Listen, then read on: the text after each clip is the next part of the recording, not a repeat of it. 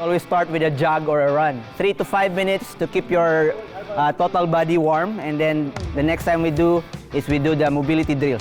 And then after the mobility, we do dynamic stretches, and then we'll do activations, upper body activations and lower as well. Dito muna sa ano. Okay, 1. Step forward. Post extension. Then baba. Then up. Kabila. Down. Then twist. And then tayo. Kabila. Likod. Then harap. Step forward. Step. Then elbows down. Up. Kabila. And up.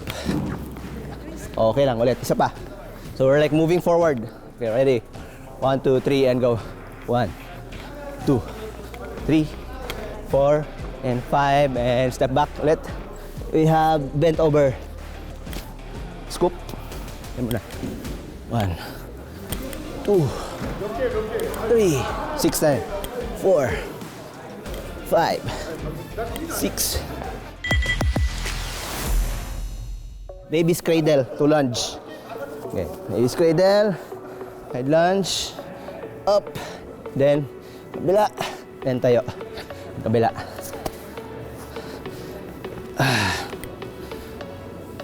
Then tayo. Okay. Up. Go back. Other side.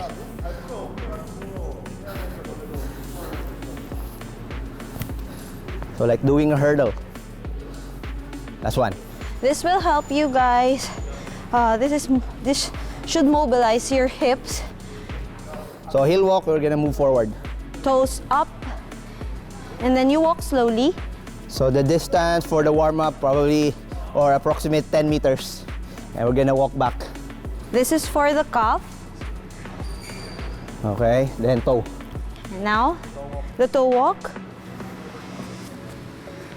This is for your take-off. And go back. Oo. Then after nito yung tagilid. Then yung in. And now this is for the ankles. To mobilize the ankles. Okay, balik. In na tayo. In na tayo.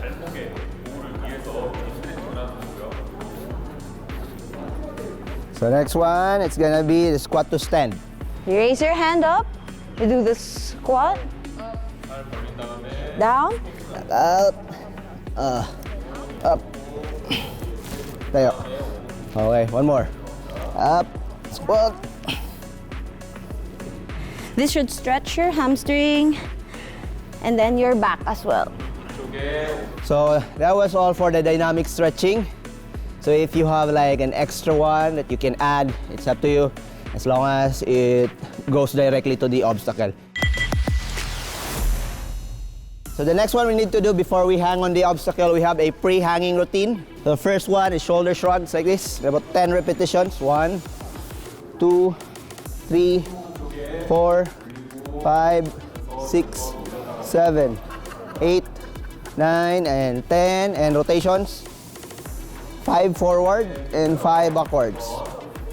3 and 5 backwards. 1, 2, 3, 4, and 5. Okay, next one. 5 repetitions per circles. So start with forward rotation. 1, 2, 3, 4, 5, and reverse. 1, 2, 3, 4, 5. Now we go to a little bit bigger. 1, 2, 3, 4, 5, and backwards. 1, 2, 3, 4, and 5. Now we go bigger. 1, 2, 3, 4, 5, and backwards. 1, 2, 3, 4, 5. For this mobility or activation, we're using our shoulder. At the same time, we're also engaging our extensor muscles on our forearm. So next one is an alternating swing. Still activation of your shoulder, lats, and chest. About 10 repetitions. If you want a little more, you can add like 5 or 10. Okay, and then huggers, same way, or chest openers. Yeah. You can play along with the movement, like clapping in front and clapping at the back, like this. So bent arm, scapular activation. This will activate your scapula or the back muscles. You're gonna go like this and upward. Like that, 1, 2. When you do this, you do it slow and while squeezing your back. Squeezing that back muscles while going down. Slow and up. Yeah. Okay, the next one, arms down and then pump all the way back for your rotator cuff muscle and back muscles. Okay. And another thing, we do this just to add more complexity of the movement.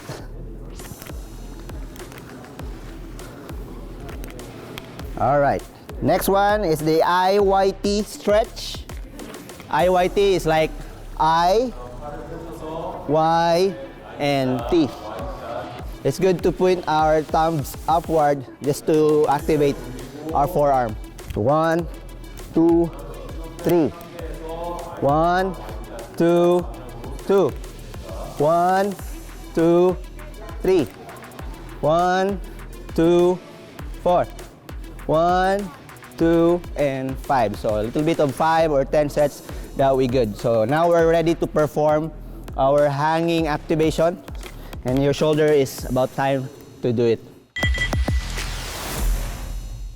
So before we hang on these bars, we have to activate also our fingers. And then our forearms. Our forearms. So the first one is the squeezers. So imagine you're driving a motorcycle and then you're revving the opposite way. So your motorcycle is like this. This one is... As you go up, you open those fingers, down, open.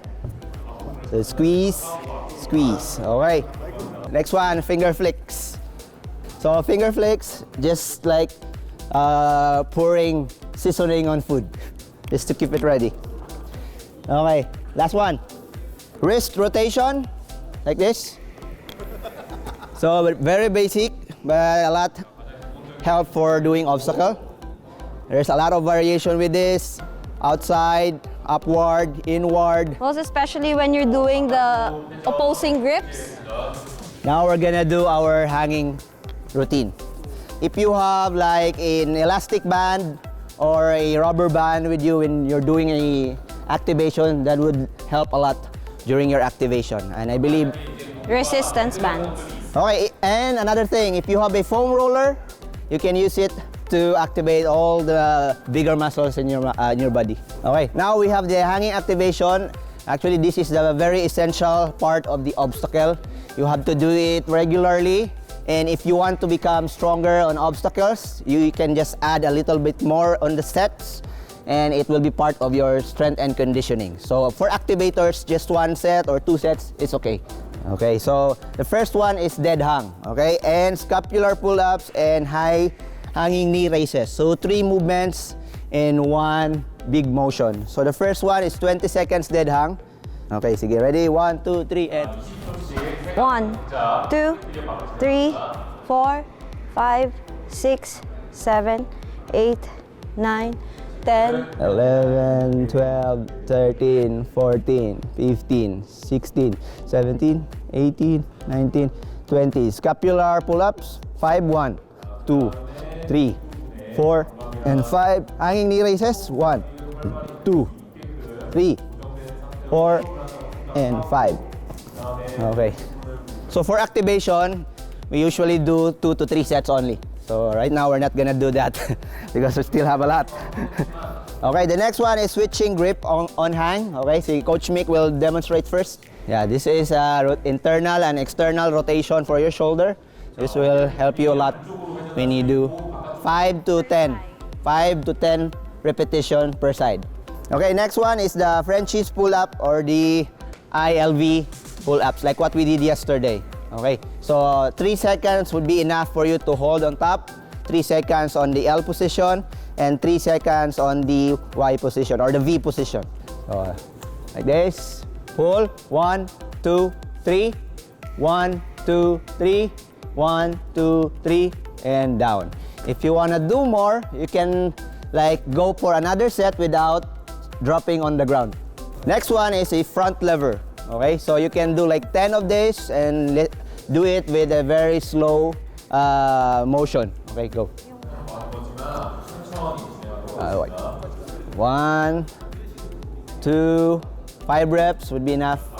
3, 4, and 5. So notice is engaging the back and extending the chest up. Alright, the next one is the single arm hangs and single arm scapular pull-ups. So if you're having hard time with your single arm hangs, so you can do assisted single arm hangs and still doing the movement. And make sure you're doing both sides. Okay, the next advanced, for the beginners, we can do a single arm hip tap. This one should be done slow also, not fast. And for the advanced, it's called the power pull-up to chin.